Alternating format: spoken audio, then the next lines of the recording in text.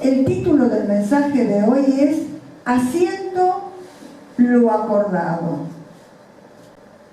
Dios llama y comisiona, pero lo importante es hacer aquello que Él puso en nuestras manos hacer. Es un poco, a veces es complicado hacer lo que se acuerda. Lo que se acuerda es, hacemos esto y yo sostengo porque esto es lo que tengo que hacer. Las pautas de trabajo, las normas de vida, las indicaciones, ¿quién las da? Él. Y ahí se nos complica. Y Él solo espera que seamos responsables en aquello que realicemos. ¿Para qué cosas no hay lugar cuando hacemos lo que Dios nos manda? No hay lugar para los celos, no hay lugar para la disensión, no hay lugar para las contiendas, no hay lugar para las comparaciones. El ser humano tiene una debilidad muy grande y creo que nosotros en general tenemos en todo el mundo, los seres humanos, una debilidad que es opinar.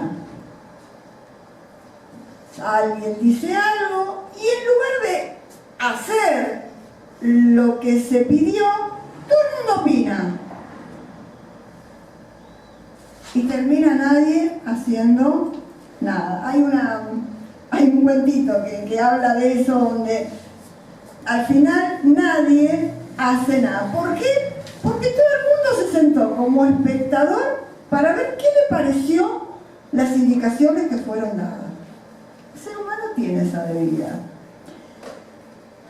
Por eso no es casual que hablemos de esto por la parábola que vamos a leer. No hay lugar para los celos o la envidia en la vida de servicio. Las personas que son celosas y envidiosas, generalmente hablamos de las dos cosas juntas porque los celos y la envidia son primos hermanos. Se caracteriza la persona celosa y envidiosa por la sospecha, la inquietud y el recelo, es la desconfianza, esa cosa de sospecha de que le viene bien, porque debería ser así, poniendo en duda el amor de las personas. En este sentido, los celos y la envidia forman parte de la evolución de las personas de los niños. Los niños suelen tener estos caracteres en su forma de ser.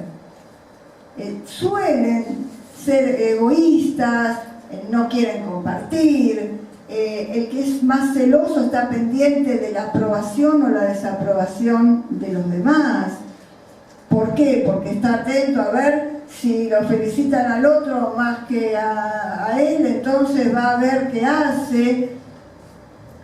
Tiene que ver con una autoestima que suele estar deteriorada. Los celosos y los envidiosos pueden competir, pero solo por el hecho de competir. O sea, el objetivo, más que lo que quieren, es competir. ¿Por qué a él sí y a mí no? Hay un refrán que todos conocemos y que dramáticamente ilustra esta idea de la envidia. ¿Por qué Dios le da pan al que no tiene dientes? Este refrán es lo que grafica lo que es la envidia. ¿Por qué? ¿Por qué? ¿Y por qué? ¿Y por qué? Muchas veces, por una cuestión de celos, se cuestiona lo que Dios en su soberanía debe hacer. Hoy vamos a reflexionar en torno a las parábolas de los obreros de la viña. Mateo 20, 1 al 16, Jesús dice: porque el reino de los cielos es semejante a un hombre padre de familia, que salió por la mañana a contratar obreros para su viña. Y habiendo convenido con los obreros en un denario al día, los envió a su viña. Saliendo cerca de la hora tercera del día, vio a otros que estaban en la plaza desocupados, y les dijo: vayan ustedes también a mi viña y les daré lo que sea justo. Y ellos fueron. Salió otra vez cerca de las horas sexta y novena e hizo lo mismo. Y saliendo cerca de la hora 11, halló a otros que estaban desocupados y les dijo: ¿por qué están aquí todo el día desocupados? Le dijeron: porque nadie nos contrató. Bueno, vayan ustedes también a la viña y recibirán lo que es justo. Cuando llegó la noche, el señor de la viña dijo a su mayordomo: llama a los obreros y págales el jornal, comenzando desde los postreros hasta los primeros. Y al venir los que habían ido cerca de la hora 11, recibieron cada uno un denario. Al venir los primeros, pensaron que habían de recibir más, pero también ellos recibieron cada uno un denario. Y murmuraban: estos postreros trabajaron una sola hora, y los has hecho iguales a nosotros que soportamos la carga de todo el día. Él, respondiendo, dijo a uno de ellos: amigo, no te hago agravio. ¿No conviniste conmigo en un denario? Toma lo que es tuyo y vete, pero quiero dar a este postrero como a ti. ¿No me es lícito hacer lo que quiero con lo mío? ¿O tienes envidia porque yo soy bueno? Así, los primeros serán postreros y los postreros primeros, porque muchos son llamados, mas pocos escogidos. Las personas celosas y envidiosas, en primer lugar, establecen sus propias prioridades. Hay algo que tenemos que tener en claro: el que tiene una predisposición, un énfasis en ser celoso y envidioso es ombliguista. ¿Saben lo que es ombliguista? Se mira su propio ombligo. El centro del mundo, el centro del universo es esa persona. Y todo lo mira en función de sus prioridades. En Mateo 20, seguimos en Mateo 20, el texto que leímos, versículos 10 al 12, dice: al venir también los primeros, pensaron que habían de recibir más, pero también ellos recibieron cada uno un denario, y al recibirlo murmuraban contra el padre de familia, diciendo: estos postreros han trabajado una sola hora, y los has hecho iguales a nosotros, que hemos soportado la carga y el calor del día. En esta parábola, Dios está representado por el dueño de la viña. Los obreros que son contratados primero representan a los judíos y los últimos, los gentiles. Una de las características de los celos y la envidia es la comparación. Por lo cual, los obreros que fueron contratados primero comparan. Dice: a ver, yo empecé a las 9 de la mañana, son las 10 de la noche, este empezó a las 9, no puede ser que lo mires igual. Una de las cosas que no nos damos cuenta es que muchas veces en la opinión,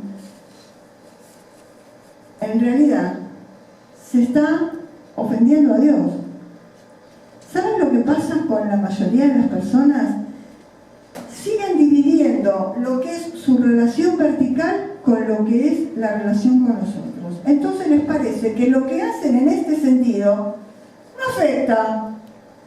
Yo estoy bien con Dios. Pero lo que se dice en este caso tiene que ver con poner en duda la autoridad de Dios. Los obreros que fueron contratados primero compararon su trabajo y sus sacrificios. ¿Vieron cómo muchas veces se escucha en la política, yo soy de la primera hora, ¿sí? Entonces se comienza a hacer esa división, esa separación entre los que van llegando después. Fíjense que a lo largo de todo el texto el Señor va recorriendo a lo largo de todo el día, con lo cual da claramente la idea de los que llegaron antes y trabajaron más a los que fueron invitados después. Dios ve la responsabilidad, la productividad y la disponibilidad de cada uno de nosotros. Dios mira las cosas de otra manera. Hasta que no se entienda eso, va a seguir habiendo gente que le quiere dar indicaciones a Dios. Los celos y el egoísmo llevan a los judíos a cuestionar a Dios en su obrar. Los celos están relacionados con los méritos que creen tener. Muchas veces se toma la obra de Dios como una competencia en la que algunos tienen mayores méritos que otros. Jesús en Lucas 3, versículo 8, le dijo a los integrantes del pueblo judío que se creían superiores a otras personas. Por eso Pablo también habla de que no nos creamos más, solamente que tengamos la correcta autoestima, pero el tema de la superioridad es grave.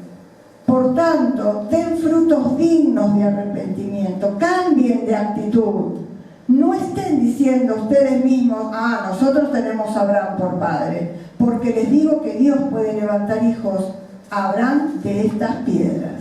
Si fuera por los celosos y envidiosos, ellos se encargarían de indicarle a Dios cuáles tienen que ser sus prioridades.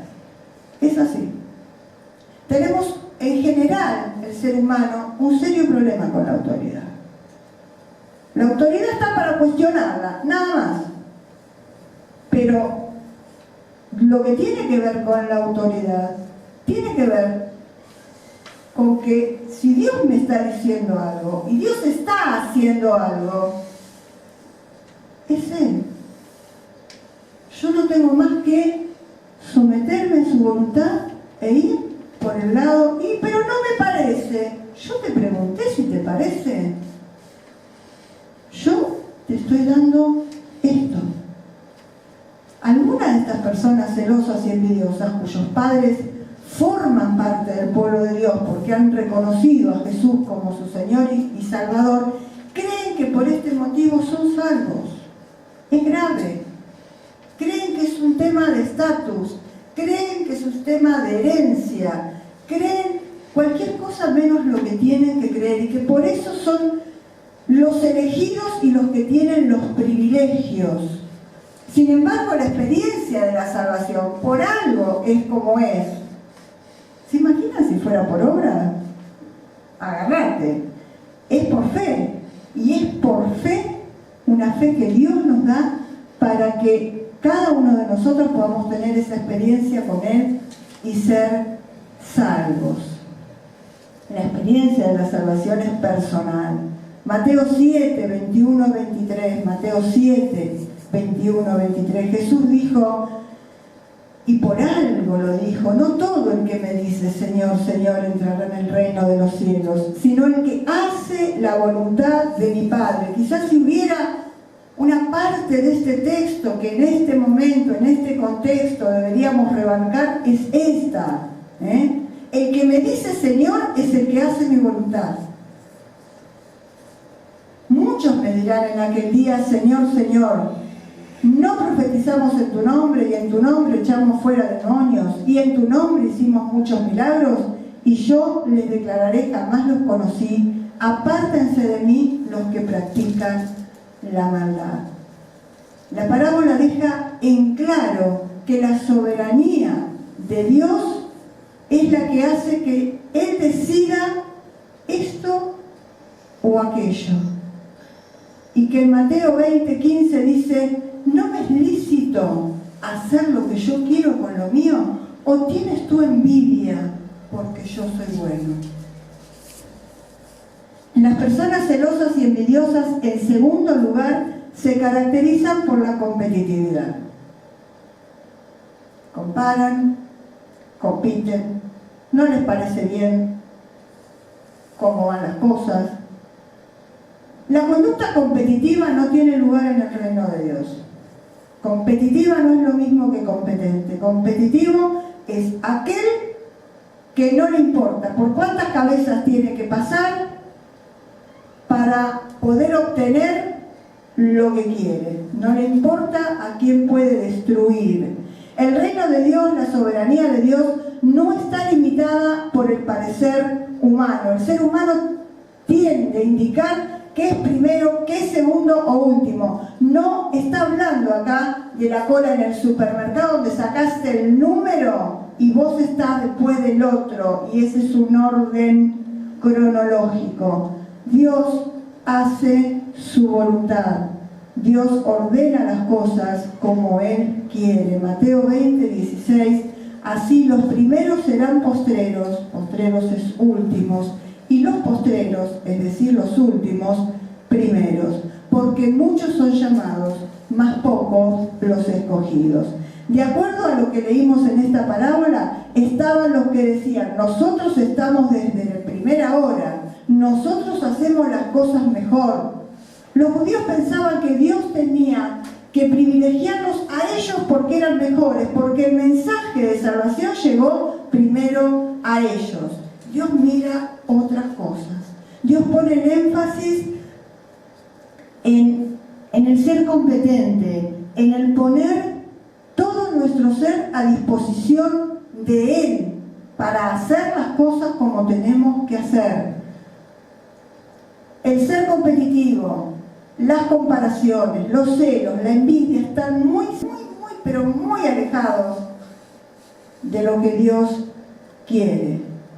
En 2 Corintios 3:5 dice: no que seamos competentes por nosotros mismos. Las capacidades que tenemos, no las tenemos por nosotros mismos, para pensar que cosa alguna procede de nosotros, sino que nuestra competencia, nuestra capacidad, proviene de Dios. Es decir, lo que somos capaces, nuestras habilidades, lo que podemos hacer, no lo inventamos nosotros, nos lo dio Dios. Dios es el dador de las capacidades espirituales.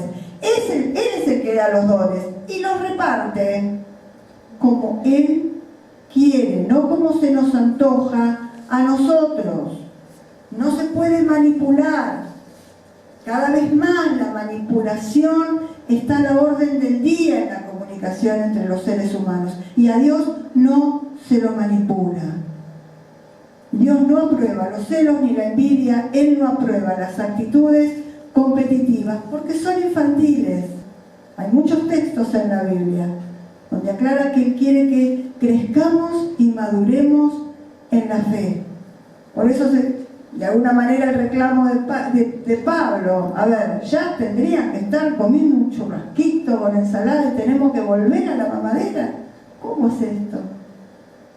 Porque Dios necesita que de alguna manera hacernos entender que tenemos que actuar de manera madura, de manera que seamos verdaderamente responsables. Dios aprueba el amor, aprueba la actitud de humildad. Él está dispuesto a ayudarnos a desarrollar nuestras capacidades como Él quiere, donde Él quiere. También las personas celosas y envidiosas, en tercer lugar, tienden a asumir actitudes inmaduras, que esto es lo otro que decíamos recién. La conducta celosa e envidiosa, tal como fue expresado, es infantil, es competitiva, es egoísta. Viene alguien, no, yo tengo esto, no, entonces esto no, porque no lo quiero compartir. Los cristianos y las cristianas tenemos que tener en claro que estamos administrando los bienes materiales y espirituales dados por Dios. Somos administradores. Quizás tengamos que pensar qué clase de administradores somos. En Filipenses 4:9, y mi Dios proveerá a todas sus necesidades de acuerdo a las riquezas en gloria en Cristo Jesús. Romanos 2:4, o tienes en poco las riquezas de su bondad, tolerancia y paciencia, ignorando que la bondad de Dios te guía al arrepentimiento. Colosenses 1:27, a quienes Dios quiso dar a conocer cuáles son las riquezas riquezas de la gloria de este misterio entre los gentiles, que es Cristo en ustedes, la esperanza de la gloria. Vieron que al comenzar la parábola que leímos en Mateo 21 decía, porque el reino de los cielos es semejante. El Señor a través de la parábola nos está explicando cómo es el reino de los cielos, cuáles son las actitudes, qué se espera de aquel que está bajo su soberanía. El reino de Dios, la soberanía de Dios, es un privilegio que se alcanza cuando se reconoce a Jesús como soberano, como Rey de Reyes, como Señor de Señores. Dios quiso dar a conocer cuáles son las riquezas de su gloria para que todo aquel que en él cree no se pierda y tenga vida eterna. Pero tenemos que tener en claro que hay que tener una actitud de humildad, de consagración, de compromiso, una disposición de los hijos e hijas de Dios a servir, porque el Señor quiere que seamos agentes de cambio.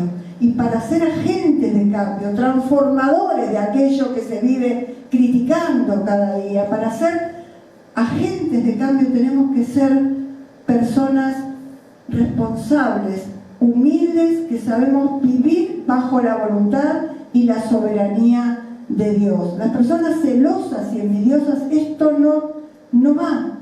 Establecen sus propias prioridades, dan indicaciones, se caracterizan por ser competitivos, no les importa por arriba de quién pasan. Dios espera que su iglesia sirva en solidaridad de propósito con sus pastores y cada miembro de la iglesia, que verdaderamente haya un sometimiento a la voluntad de Dios. Oremos. Señor, te alabamos, bendecimos tu santo nombre, te agradecemos por tu palabra. Señor, te agradecemos porque todo aquello que vos pedís y decís a través de tu palabra es verdaderamente sano, es la forma en que vos querés que vivamos y nos relacionemos y sepamos vivir bajo tu soberanía. Ese reino de los cielos, el reino de Dios, es saber hacerte Rey de Reyes y Señor de Señores en nuestra vida. Y si esto lo vivimos, lo vamos a transmitir con palabras y con acciones. Y esto es transformador. Realmente nos pedís esto para ser de testimonio de esa fe que tenemos en ti, Señor, de ese poder transformador en nosotros que también, Señor, es lo que quiere transformar otras vidas que te necesitan. Te alabamos y bendecimos tu nombre, en Cristo Jesús. Amén, Señor.